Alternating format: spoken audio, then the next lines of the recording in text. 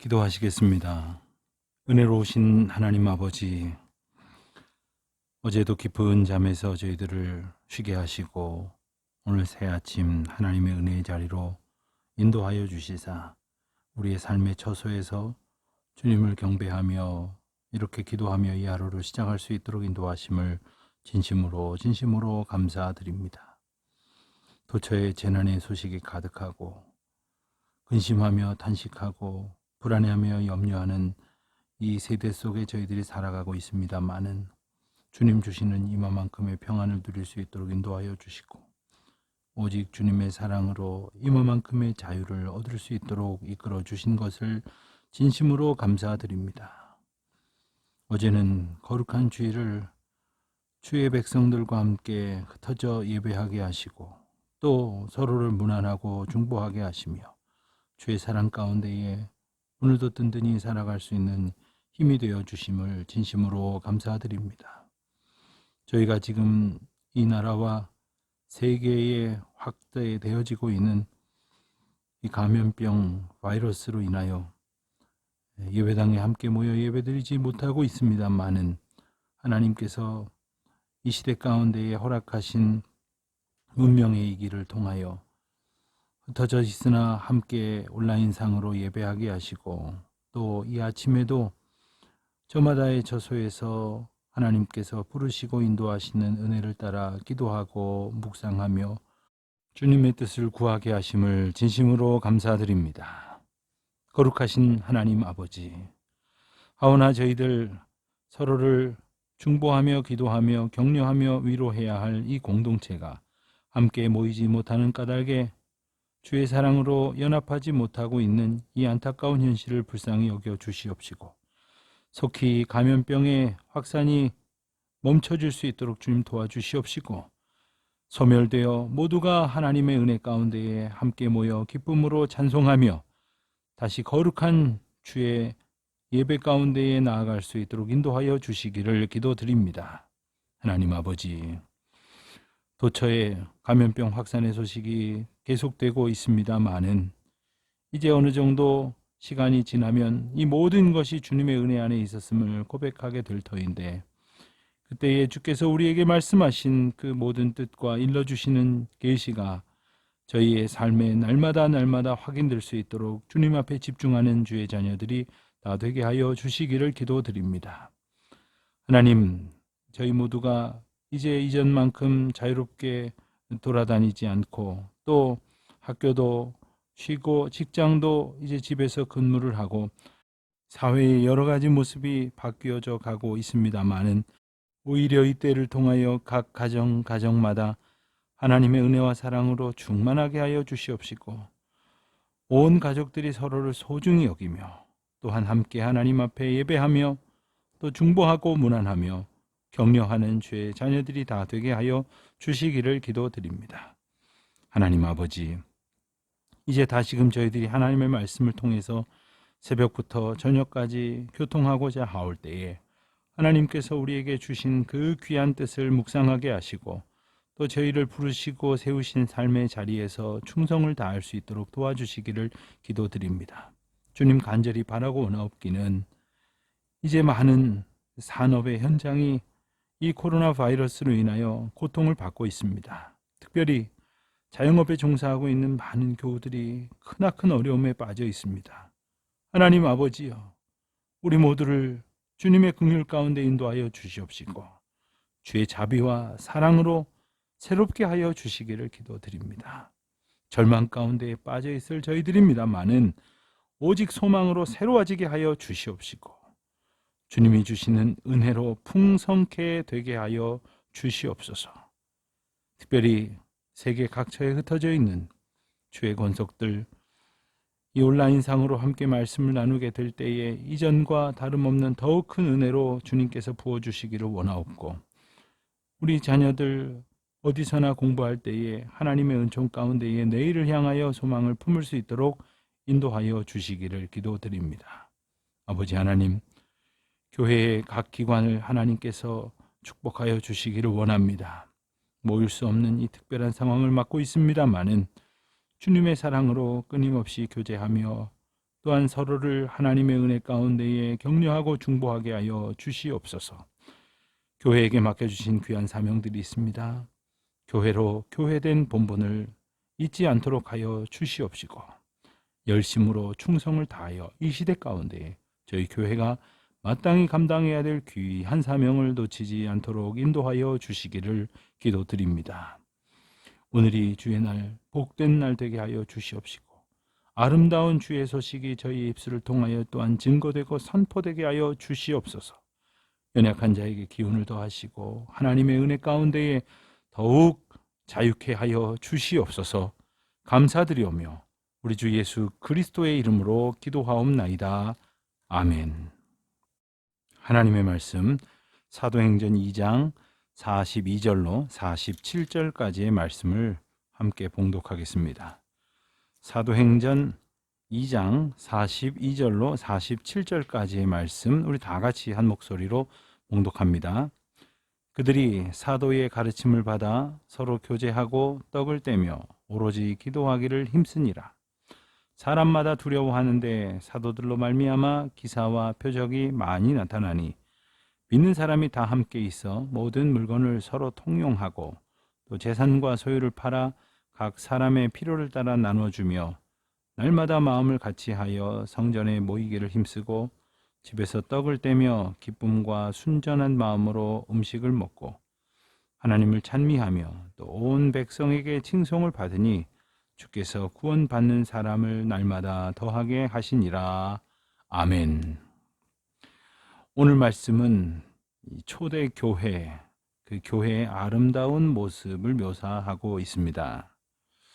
오늘 본문 말씀의 바로 앞부분, 그러니까 사도행전 2장은 아주 중요한 사건과 또한 하나님께서 선포하시는 귀한 메시지들이 많이 담겨져 있습니다. 사도행전 2장에서 우리가 이미 본 것처럼 베드로가 11사도와 함께 많은 사람들 앞에서 하나님의 말씀을 선포하고 증거합니다. 사실 그 하나님의 말씀을 선포하게 된 계기는 초대교회에 임하였던 성령 강림 사건에 대하여 사람들이 보였던 반응 때문이었습니다. 그 반응에 대해서 어떤 이는 놀라고 어떤 이는 당황하고 또 어떤 이는 조롱하기까지 했습니다마는 그것이 하나님께서 이미 택정하시고 예비하신 일이다 라는 사실과 그리고 하나님의 그 약속에 의해서 성령이 강림하고 충만히 거하게 된 사건임을 베드로가 구약의 여러 말씀을 이제 예시하면서 선포한 내용을 우리가 보았습니다. 그리고 나서 그 베드로와 사도들의 가르침에 대해서 사람들이 보였던 반응, 마음의 찔림을 갖고 우리가 어찌해야 좋습니까? 라고 질문하였을 때에 베드로가 회개하고 그리스도의 이름으로 세례를 받고 죄 사함을 받으라. 그리하면 성령을 선물로 받게 될 것이다. 이러한 말씀을 우리가 이미 보았습니다. 그리고 그들이 이제 함께 모여 말씀으로 충만하고 은혜로 가득한 공동체를 이루게 되었습니다. 오늘 그 공동체의 모습을 우리가 보게 됩니다. 여러분, 우리는 교회에 출석하며 교회 구성원으로서 성도들과 함께 공동체를 이루고 살아가고 있습니다만은 또 때로는 우리는 어떤 공동체가 되었으면 좋겠다 이런 생각을 하기도 하고 또 다른 어떤 공동체를 보면서 우리도 저런 교회처럼 됐으면 좋겠다 하는 생각을 하기도 합니다. 또 반대로 저런 교회는 어쩌다 저런 공동체가 되었을까 하는 탄식을 하게 되기도 합니다. 그렇다면 오늘 우리는 과연 어떤 공동체를 꿈꾸는가, 어떤 공동체를 기대하고 바라고 애쓰는가 하는 것입니다. 오늘 말씀에 나오는 초대교회 공동체, 그들은 42절에서 읽은 것처럼 먼저 사도의 가르침을 받아, 사도의 가르침을 받는 것으로부터 그 공동체의 은혜의 삶을 시작하였습니다. 그리고 교제하고 떡을 떼며 오로지 기도에 힘썼다고 했습니다. 신앙 공동체란 그 안에 뜨겁고 깊은 사랑과 은혜의 나눔이 있는 모임입니다. 그런데 그들이 서로 즐거워하며 서로의 삶 속에서 함께 기뻐하는 것만으로 가득하게 된다면 그저 인간적인 즐거움을 나누는 사람들의 모임에 불과할 것입니다. 그런데 오늘 말씀에 보는 것처럼 그들은 사도의 가르침, 즉 하나님의 말씀과 또 하나님께서 역사하신 그 놀라운 일들에 대한 사도들의 교훈을 들으며 그로부터 그들의 깨우침을 얻기를 힘썼습니다. 그리고 그 사람들이 구체적으로 살아갔던 모습이 43절 이하의 말씀 가운데에서 보여집니다. 초대교회를 특별한 은혜와 사랑의 교제 공동체라고 말하지만 사실 이 교제가 더욱 큰 은혜의 기쁨으로 충만한 교제가 되기 위해서는 교제해야 할 사랑의 이유를 분명히 알고 있어야 합니다. 떡을 떼며 성찬을 나누고 그리고 애찬을 함께 참여하는 그 귀한 사랑의 교제가 이루어질 수 있기 위해서는 하나님께서 우리에게 그 은혜를 나누시고 그리고 예수 그리스도께서 약속의 예식으로 우리 가운데 허락하여 주신 그 성찬의 자리를 초대하셨으며 그 성찬의 자리에서 우리를 다 한 상에 둘러앉은 믿음의 공동체로 부르셨다는 것을 우리가 기억해야 합니다. 초대교회는 또한 기도하는 공동체였습니다. 이제는 성령 충만을 위해서 기도하는 것이 아니라 성령 충만하기 때문에 기도할 수 있었던 것입니다. 그들은 성령 안에서 함께 기도했습니다. 그들이 기도하게 된 동기를 보면 아주 급한 일, 절박한 일이 있어서 정말 간절한 마음으로 그렇게 소원을 가지고 기도했다는 것이 아닙니다. 또한 그들이 하나님 앞에 특별한 영적 체험이 있다고 해서 더 이상 기도를 하지 않아도 될 것이라고 하는 그러한 교만함이나 소홀함을 가졌던 것도 아닙니다. 사실 기도 생활이란 아무에게나 주어지는 은총이 아닙니다.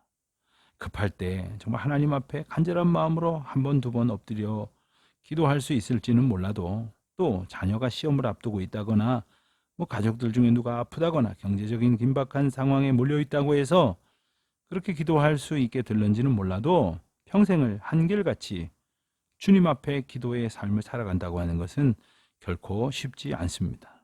예컨대 새벽기도 하시는 분들, 우리가 이렇게 요즘은 함께 모여서 새벽기도 하지 못하지만 매일 아침 첫 시간을 주님 앞에 나와서 기도할 수 있는 것, 결코 이것은 간단한 것이 아닙니다. 어떻게 그럴 수가 있습니까? 성령 충만하여 성령의 인도하심을 따라 성령께서 우리를 이끄시고 기도하게 하시는 은혜에 순종하며 기도하는 삶을 살아갈 수 있게 된다는 것을 잊지 말아야 할 것이겠습니다. 43절 말씀을 보면 사람마다 두려워하는데 사도들로 말미암아 기사와 표적이 많이 나타났다, 이런 표현이 나옵니다. 우리 인생을 살아가면서 여러 가지로 두려움을 가질 수밖에 없습니다. 왜냐하면 연약하기 때문이죠. 우리가 오늘도 이 코로나 감염병 바이러스로 인해서 얼마나 많이 걱정하고 염려하며 불안해하고 두려워합니까?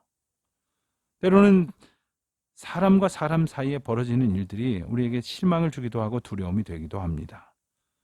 그럼에도 불구하고 그 무한히 반복될 수밖에 없는 두려움을 물리칠 수 있는 길은 하나님께서 우리와 함께 하시고 우리를 인도하신다는 그 확신 가운데에 살아가는 것이 아닙니까?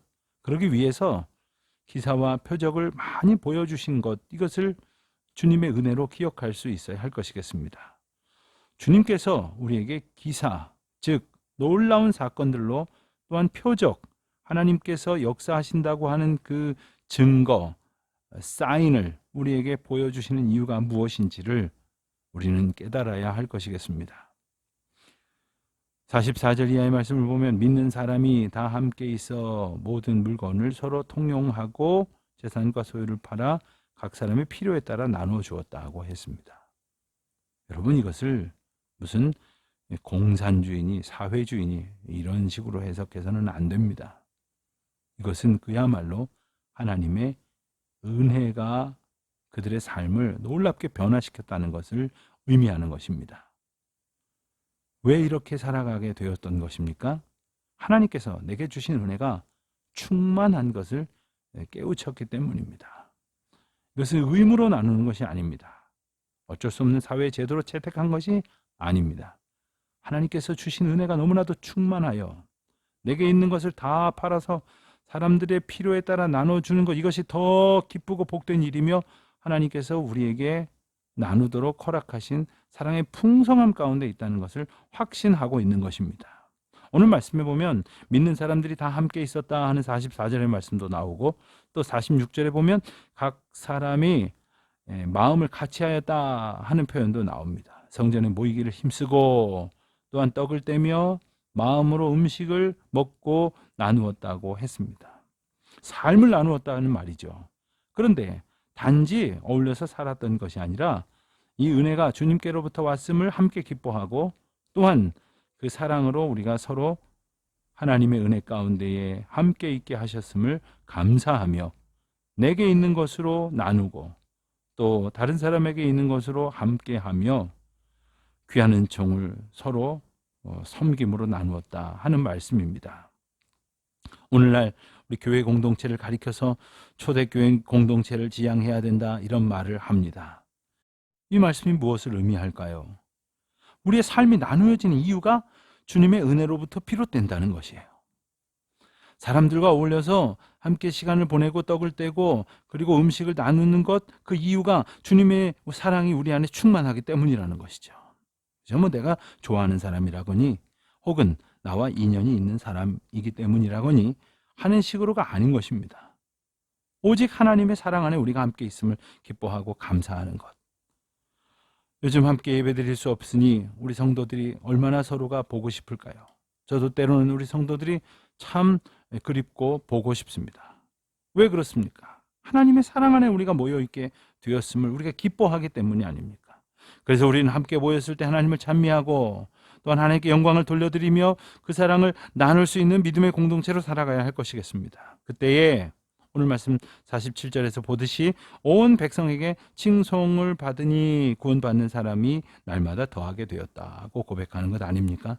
사랑하는 성도 여러분, 우리가 사람들에게 칭송을 듣는 것이 목적이 될 수는 없습니다. 그러나 하나님께서 우리에게 주신 은혜대로 서로를 섬기며 사랑하며 충만한 삶을 나누고 주님 앞에 거할 때에 많은 사람들과 함께 더욱 주님을 기쁘시게 찬송하는 아름다운 공동체로 서게 될 것입니다. 당연히 주께로 돌아와 구원을 얻는 자들의 수가 더하게 될 것은 물론일 것입니다. 사랑하는 성도 여러분, 아직도 가라앉지 아니하는 이 감염병의 어려움 속에서 우리가 또 한 주간을 시작합니다.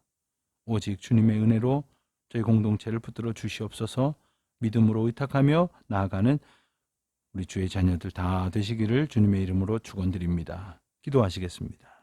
하늘에 계신 우리 아버지, 아버지의 이름을 거룩하게 하시며 아버지의 나라가 오게 하시며 아버지의 뜻이 하늘에서와 같이 땅에서도 이루어지게 하소서.